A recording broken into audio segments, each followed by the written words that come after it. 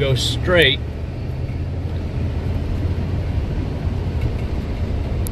You keep going straight, and then you're going to pass up that sign right there, and then you're going to go to the second entrance and turn in there and go completely around this block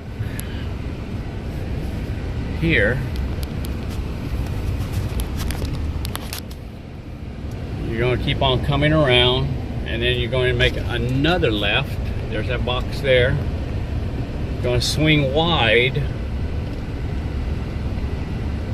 As soon as you pass the trash can, start cutting in, and you're going to turn in here right where this trailer is at. And you'll pull into spot 46 here.